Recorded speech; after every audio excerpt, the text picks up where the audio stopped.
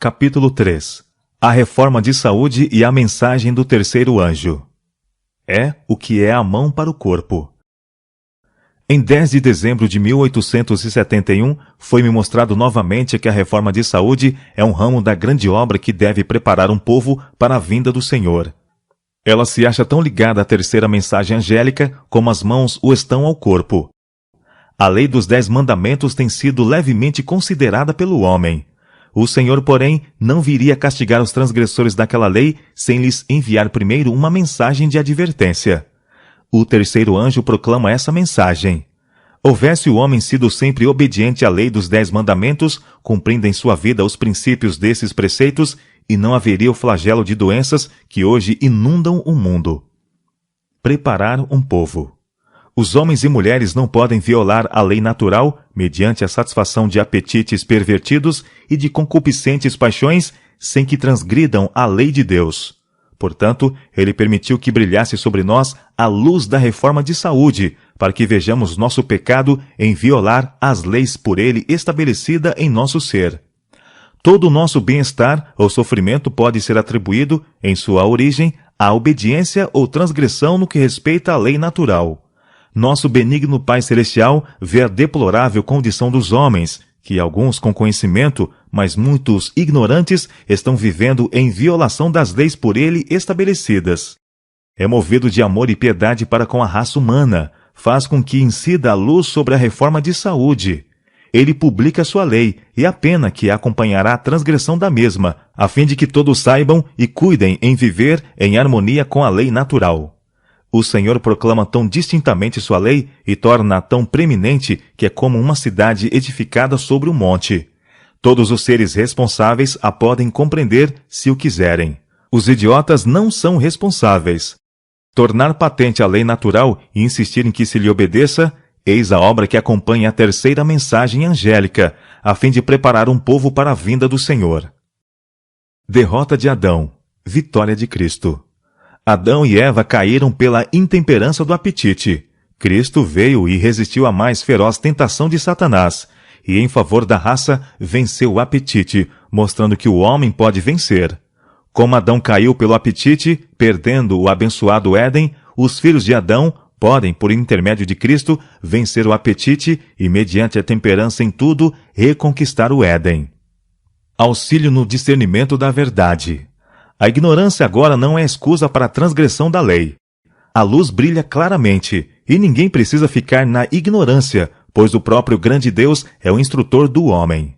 Todos estão ligados a Deus pela mais sagrada obrigação de atender à saudável filosofia e genuína experiência que Ele lhes está dando agora em referência à reforma de saúde. É seu desígnio que o grande assunto da reforma de saúde seja agitado e a mente do público profundamente estimulada a investigar. Pois é impossível a homens e mulheres, com todos os seus hábitos pecaminosos, destruidores do apetite e enervados do cérebro, discernir a sagrada verdade, pela qual são santificados, refinados, elevados e tornados aptos para associação com os anjos celestiais no reino da glória. Santificado ou punido. O apóstolo Paulo exorta a igreja: Rogo-vos, pois, irmãos, pelas misericórdias de Deus, que apresenteis os vossos corpos por sacrifício vivo, santo e agradável a Deus, que é o vosso culto racional. Podem os homens, portanto, tornar impuro o seu corpo por pecaminosas condescendências. Não santificados estão inaptos para ser adoradores espirituais e não dignos do céu. Se o homem abraçar a luz que em misericórdia Deus lhes dá com respeito à reforma de saúde, ele pode ser santificado pela verdade e habilitado para a imortalidade. Mas se despreza essa luz e vive em violação à lei natural, terá de pagar a penalidade. Obra típica de Elias e de João. Por anos tem o Senhor estado a chamar a atenção do seu povo para a reforma de saúde. Este é um dos grandes ramos da obra de preparação para a vinda do Filho do Homem. João Batista saiu no espírito e virtude de Elias, a fim de preparar o caminho do Senhor e fazer voltar o povo à sabedoria do justo. Era ele um representante dos que vivem nos últimos dias, a quem Deus tem confiado sagradas verdades para serem apresentadas perante o povo, a fim de ser preparado o caminho para a segunda vinda de Cristo. João era um reformador. O anjo Gabriel, vindo do céu, deu instruções sobre reforma de saúde aos pais de João. Disse que ele não devia beber vinho nem bebida forte e que seria cheio do Espírito Santo desde o seu nascimento. João separou-se dos amigos e ostentações da vida. A simplicidade de seu vestuário, feito de pelos de camelo, era uma permanente reprovação à extravagância e exibição dos sacerdotes judeus, bem como do povo em geral. Seu regime puramente vegetariano, composto de alfarrobas e mel silvestre, era uma reprovação à tolerância para com o apetite e à glutonaria predominante em toda parte. O profeta Malaquias declara: Eis que vos enviei o profeta Elias, antes que venha o grande e terrível dia do Senhor. Ele converterá o coração dos pais aos filhos e o coração dos filhos aos pais. Aqui o profeta descreve o caráter da obra. Os que devem preparar o caminho para a segunda vinda de Cristo são representados pelo fiel Elias, assim como João veio no espírito de Elias a fim de preparar o caminho para o primeiro advento de Cristo. O grande assunto da reforma deve ser agitado e a mente do público deve ser estimulada. Temperança em todas as coisas deve ser associada com a mensagem, a fim de fazer voltar o povo de Deus de sua idolatria, glutonaria e extravagância no vestir e em outras coisas. Um marcante contraste. A abnegação, humildade e temperança requerida dos justos, a quem Deus de maneira especial guia e abençoa, deve ser apresentada em contraste com os hábitos extravagantes e destruidores da saúde dos que vivem neste século degenerado. Deus tem mostrado que a reforma de saúde está intimamente relacionada com a mensagem do terceiro anjo, como a mão está com o corpo. Não se encontra em parte alguma tão grande causa de degenerência física e moral como a negligência deste importante assunto. Os que lisonjeiam o apetite e a paixão e fecham os olhos à luz por temor de que irão ver pecaminosas condescendências que não estão dispostos a deixar, são culpados perante Deus. Quem num caso vira as costas à luz, endurece o coração para desconsiderar a luz em outros casos. Quem viola obrigações morais em questões de alimentação e vestuário, prepara o caminho para a violação dos reclamos de Deus com respeito a interesses eternos. O povo a quem Deus está dirigindo será um povo peculiar, não se assemelhará ao mundo, mas se seguirem as indicações de Deus, cumprirão seu propósito e submeterão sua vontade à vontade dele. Cristo habitará em seu coração. O templo de Deus será santo. Vosso corpo, diz o apóstolo, é o templo do Espírito Santo. Deus não requer de seus filhos que se privem com prejuízo da força física. Requer deles que obedeçam à lei natural, a fim de ser preservada a saúde física. O caminho da natureza é a estrada que ele traça, e é ampla bastante para todo cristão. Deus, com mão pródiga, proveu-nos com ricas e variadas beneficências para nosso sustento e deleite. Mas para que possamos desfrutar o apetite natural, que preservará a saúde e prolongará a vida, ele coloca restrições ao apetite. Diz ele: cuidado, restrinja, negue o apetite antinatural. Se criamos um apetite pervertido, violamos as leis de nosso ser e assumimos a responsabilidade do abuso de nosso corpo de acarretar enfermidade sobre nós próprios. O lugar da reforma de saúde. A indiferença com que os livros de saúde têm sido tratados por muitos é uma ofensa a Deus.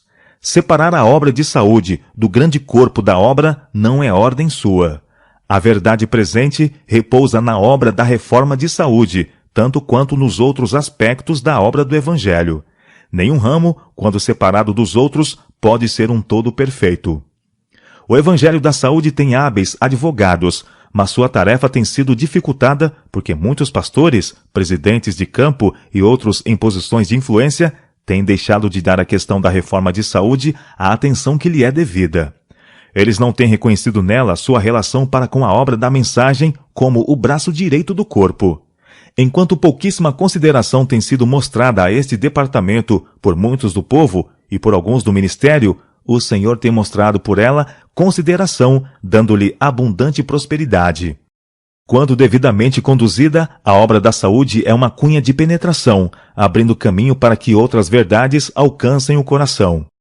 Quando a mensagem do terceiro anjo for recebida em sua plenitude, a reforma de saúde terá o seu lugar nos concílios dos campos, no trabalho da igreja, no lar, à mesa e em todos os arranjos do lar. Então o braço direito terá utilidade e protegerá o corpo. Mas conquanto a obra de saúde tem o seu lugar na proclamação da mensagem do terceiro anjo, seus advogados não devem de maneira nenhuma procurar que ela tome o lugar da mensagem. Necessidade de domínio próprio. Um dos mais deploráveis efeitos da apostasia original foi a perda do poder de domínio próprio por parte do homem. Unicamente à medida que esse poder é reconquistado, pode haver real progresso. O corpo é o único agente pelo qual a mente e a alma se desenvolvem para a edificação do caráter. Daí o adversário das almas dirigir suas tentações para o enfraquecimento e degradação das faculdades físicas. Seu êxito neste ponto importa na entrega de todo o corpo ao mal. As tendências de nossa natureza física, a menos que estejam sob o domínio de um poder mais alto, hão de operar por certo ruína e morte. O corpo tem de ser posto em sujeição. As mais elevadas faculdades do ser devem dominar. As paixões devem ser regidas pela vontade, e esta deve, por sua vez, achar-se sob a direção de Deus.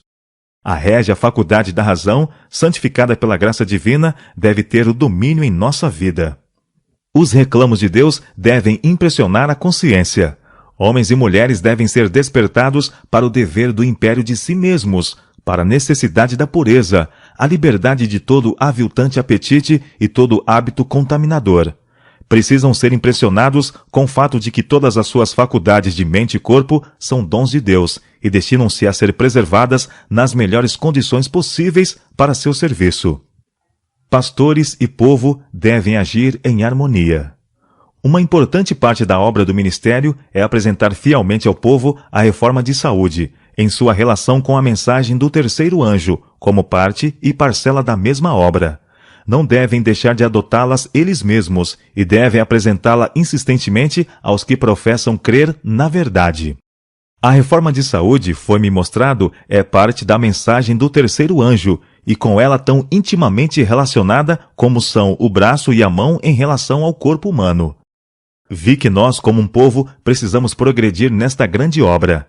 Pastores e povo devem agir em harmonia. O povo de Deus não está preparado para o alto clamor do terceiro anjo. Eles têm uma obra a fazer por si mesmos, a qual não devem deixar para que Deus faça por eles. Ele deixou esta obra para que eles a façam. É um trabalho individual. Uma pessoa não pode fazê-lo para outra. Uma parte da mensagem, mas não a mensagem toda. A reforma de saúde está intimamente relacionada com a mensagem do terceiro anjo, mas ela não é a mensagem. Nossos pregadores devem ensinar a reforma de saúde, mas não devem fazer disso o tema predominante em lugar da mensagem.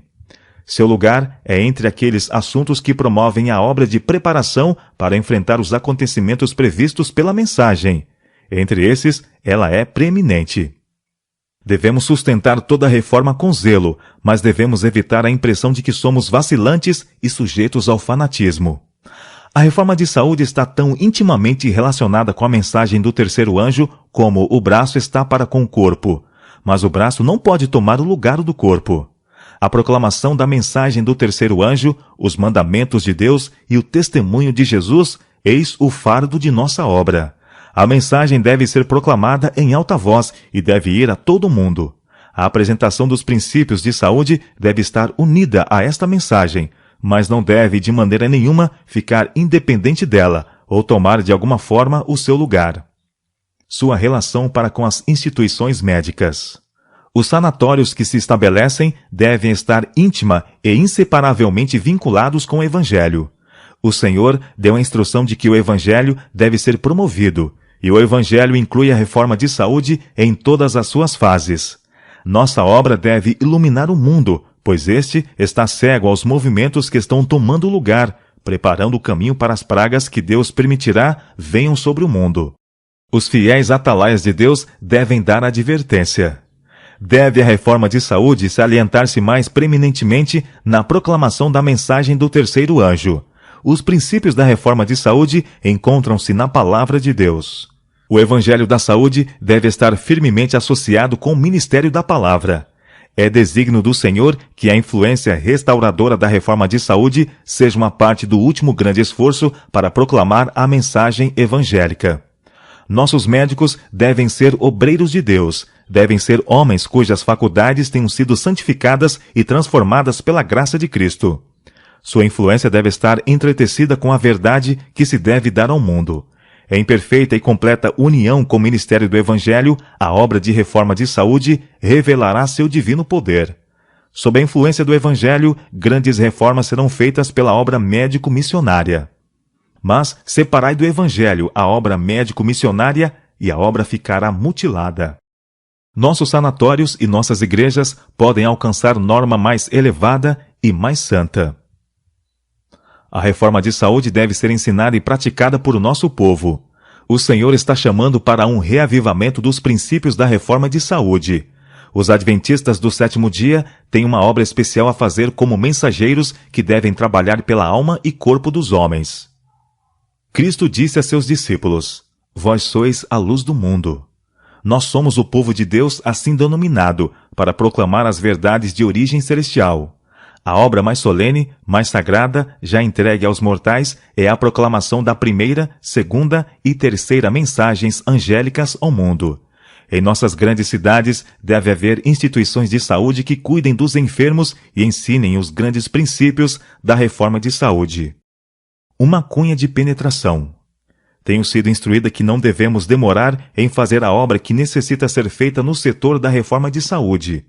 Por intermédio desta obra, devemos alcançar as almas nos caminhos e valados. Na providência do Senhor, posso ver que a obra médico-missionária deve ser uma grande cunha de penetração, por meio do qual a alma enferma pode ser alcançada. Remove preconceito e aumenta a influência. Muito do preconceito que impede a verdade do terceiro anjo de alcançar o coração do povo podia ser removido, se mais atenção fosse dada à reforma de saúde. Quando o povo se torna interessado neste assunto, o caminho fica muitas vezes preparado para a entrada de outras verdades. Se virem que somos inteligentes com relação à saúde, estarão mais prontos a crer que somos corretos também em doutrinas bíblicas. Este ramo da obra do Senhor não tem recebido a devida atenção, e por causa desta negligência, muito se tem perdido. Se a Igreja manifestasse maior interesse nas reformas pelas quais o próprio Deus está procurando prepará-los para a sua vinda, sua influência seria muito maior do que é agora. Deus tem falado ao seu povo e deseja que ouçam e obedeçam a sua voz. Embora a reforma de saúde não seja a terceira mensagem angélica, está com ela intimamente relacionada. Os que proclamam a mensagem devem ensinar também a reforma de saúde. É um assunto que precisamos compreender, a fim de estarmos preparados para os eventos que estão bem perto de nós, e ela deve ter um lugar de evidência. Satanás e seus instrumentos estão procurando embaraçar esta obra de reforma, e tudo farão para perturbar e sobrecarregar os que sinceramente nela se empenham. Todavia ninguém precisa ficar desencorajado quanto a isto, ou por causa disto cessar os seus esforços. O profeta Isaías assim fala de uma característica de Cristo: não faltará nem será quebrantado, até que ponha na terra o juízo. Portanto, não falemos de fracasso nem de desencorajamento, nós os seus seguidores, mas lembremos o preço pago para que o homem ficasse livre e não perecesse, mas tivesse a vida eterna. A obra da reforma de saúde é o meio empregado pelo Senhor para diminuir o sofrimento de nosso mundo e para purificar sua igreja. Ensinai ao povo que eles podem desempenhar o papel da mão ajudadora de Deus, mediante sua cooperação com o obreiro mestre, na restauração da saúde física e espiritual. Esta obra traz o selo divino e há de abrir portas para a entrada de outras verdades preciosas. Há lugar para trabalhar em todos quantos efetuarem esta obra inteligentemente.